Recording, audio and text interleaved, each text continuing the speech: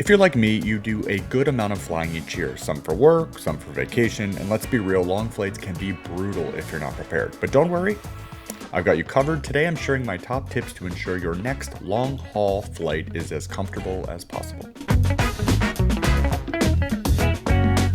So let's start with the basics, packing. The key to a comfortable flight is planning out your carry-on and your personal item. Here's what I typically pack in each. So in the carry-on, I usually put all of my camera gear, so GoPro gear for those travel memories, a change of clothes. Trust me, you'll thank me later for having these. And then inside of my personal, and inside of there, I'll also put maybe some hats or extra shoes or anything like that that wouldn't fit my normal. In the personal item, all my plane necessities. So everything you'll need during the flight, electronics and cables, so they're easily accessible, a power bank, any body care items like earplugs, neck pillow, sunglasses, anything like that, and then a pen. Always pack a pen, especially if you have to fill out international paperwork, because asking people around you for a pen, you look like a complete chump. So make sure you're packing smart and you'll be able to reach anything you need without rummaging around like a crazy person, because when it's right there and you know where it is. The other thing I would say about your personal item is make sure you pack it consistently the same way, because you'll know where everything is when you have to pull it out from under the seat in front of you. Next up, let's talk about clothing. What you wear can make or break your comfort on a long flight for sure.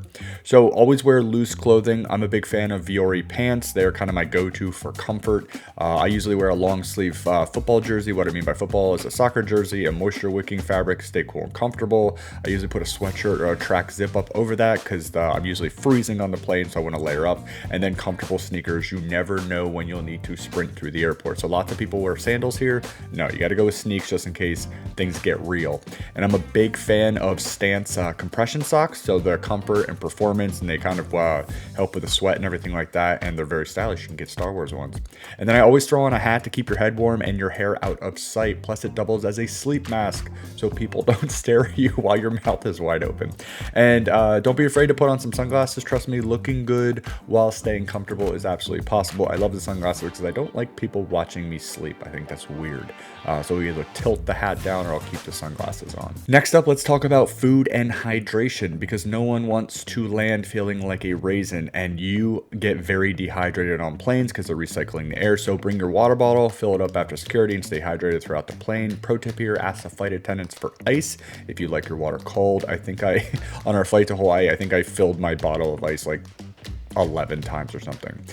For eating, eat what you normally eat. Stick to your usual diet to avoid any digestive surprises mid-flight, and to make sure you're not messed up when you finally land. Vitamins and probiotics keep your gut in check, especially on those long-haul flights. This is a big one as well. Limit your salt intake. A lot of the things they give you on the planes have a lot of salt, so avoid that salty airport food. Too much sodium can leave you feeling dehydrated and bloated, and then can also cause you stomach issues when you land. Pack your favorite snacks. I usually grab something at the airport. It's not ideal, but hey, it's my routine. And don't forget the gum for those popping ears. My ears are consistently terrible. It usually lasts a couple hours after I land or when I take a shower.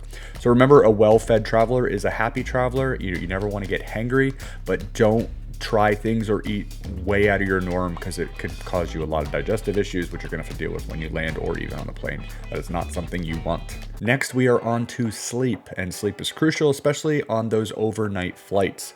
Here's how to catch some Z's in the sky. Big tip here is travel at night. Night flights are great for avoiding jet lag, but the downside is if there's a delay, you're kind of out of luck. So you could be stuck in an airport. So it's kind of a catch-22. But night flights, I have had a good experience and a bad experience. Seat strategy. The aisle seat gives you easy access to the bathroom, but the window seat is better for uninterrupted sleep. Middle seat, avoid that at all costs. I'm usually an aisle sleeper, but I have gotten my legs hit by the carts and things like that, so that's totally up to you. Throw on a hat or sunglasses like I talked about to signal that you're not up for a chat. Noise canceling headphones, earplugs, and neck pillows are also game changers. I use the noise canceling headphones now, but earplugs are also amazing. And don't forget the seat cushion that folds on the sides for extra support. So comfort is king, my friend. So on the airplane, a lot of the headrests, they fold in so you can actually lean your head against that if you don't have a neck pillow, or sometimes it's just more comfortable to have both. So yeah, sleeping's king, and make sure you're as comfortable as possible no matter what seat you're in. Next up, let's talk about not being bored. So keeping boredom at bay with some solid entertainment options, and don't always expect the planes to provide that. So make sure you have cables and power banks to handle all your devices. I carry a ton of devices, and don't skimp on power. You will need it. This is like written for me because I use all the power. Need more power. Download entertainment. Don't rely on the in-flight Wi-Fi. Down your favorite shows, movies, and games certainly ahead of time. If you're going over oceans, this is a big problem for Wi-Fi because you will lose it. I'm also a gamer, and I love to game while I travel. So gamers, this is your time to shine with a Steam Deck. Dive into Red Dead Redemption or your favorite game, and the hours will absolutely fly by. Farming Simulator, don't sleep on Farming Simulator either. And you could also do work if you're like me and you use the time to get ahead on work, either way to stay productive. I love video editing on the plane as well, so if you have a compact laptop.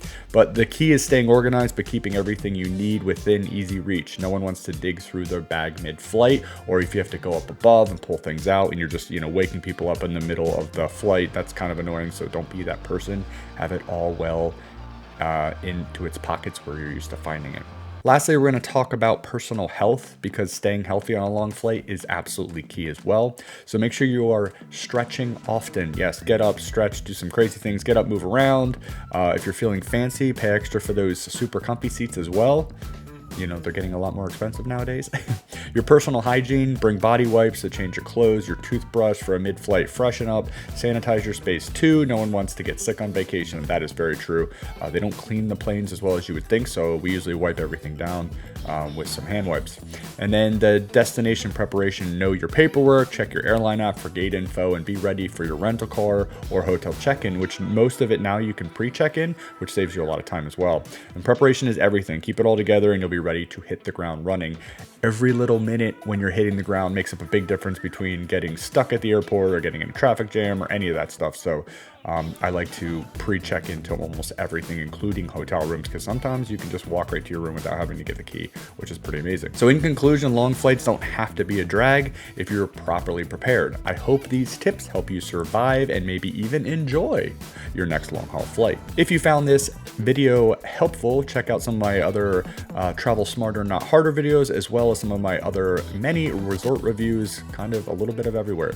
So I do lots of review videos, lots of excursion videos, and reviews on many of the things that we do while we are traveling, either for business or pleasure. Hopefully you check them out, and we will see you on the next one.